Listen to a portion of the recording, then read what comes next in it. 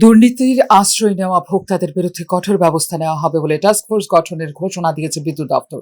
Smart মিটারে ভুতুড়ে বিলের রহস্য উদ্ঘাটন করা সম্ভব হয়ে গেছে বলে ছড়িয়ে দেওয়া হয়েছে প্রচার মাধ্যমে।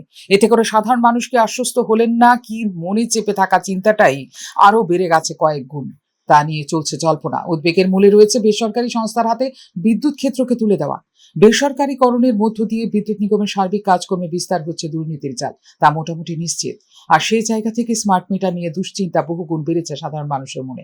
নিগমের বিভিন্ন সাব ডিভিশন এলাকার কত সংখ্যক ভোক্তা নিয়মিত বিল দিয়ে যাচ্ছেন আর কত সংখ্যক ভোক্তা বিল দিচ্ছেন না, তা অজানা নয় বিদ্যুৎ দপ্তর কিংবা বিদ্যুৎ নিগমের।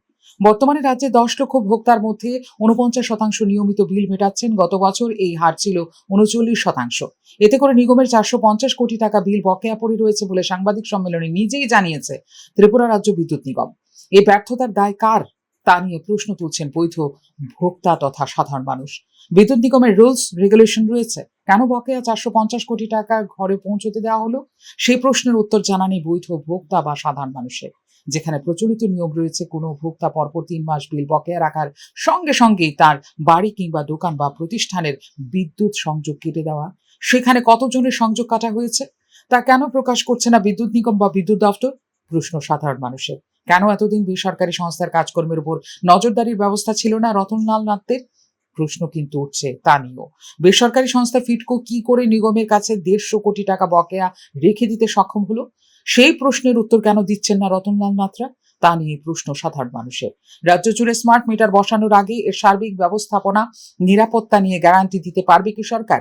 প্রশ্ন উঠছে তা নিয়েও। মিটারগুলির গুণমান বিচারের দায়িত্ব কি বিদ্যুৎ নিগমের হাতে থাকছে? তার উত্তরই বা কেন দিচ্ছেন না বিদ্যুৎ মন্ত্রী বা বিদ্যুৎ নিগম? প্রশ্ন কিন্তু উঠছে তা নিয়েও। স্মার্ট মিটারের বিষয়টি সম্পূর্ণ বেসরকারি সংস্থার হাতে। Advance metering infrastructure system provider অধীনে রয়েছে গোটা প্রকল্পটি। এখানে সরকারের কোনো অস্তিত্ব নেই।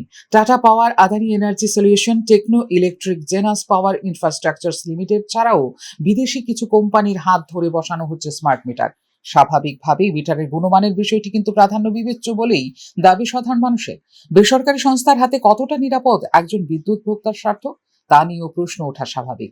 উন্নত প্রযুক্তি নিয়ে প্রতিটি মানুষের সম্মুখ ধারণা রয়েছে, এমনটা নিশ্চিত করে বলা সম্ভব নয়। তবে সাধারণ যুক্তিতে গোটা ব্যবস্থাপনা নিয়ে অতি সাধারণ কিছু প্রশ্নের জবাব চাইছেন মানুষ।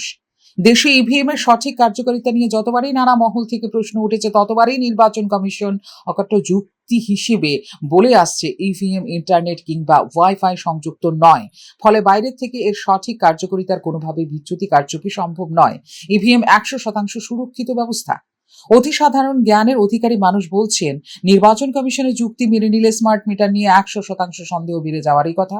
ইচ্ছে করলে বিচ্যুতি কারচুপি ঘটানো সম্ভব হবে, কারণ স্মার্ট মিটারের প্রধান বৈশিষ্ট্য হচ্ছে এটি ইন্টারনেট কিংবা ওয়াইফাই সংযোগে কাজ করবে, যার মাধ্যমে নিয়মিতভাবে মিটার রিডিং সরাসরি চলে যাবে সরবরাহকারী সংস্থার অফিসে।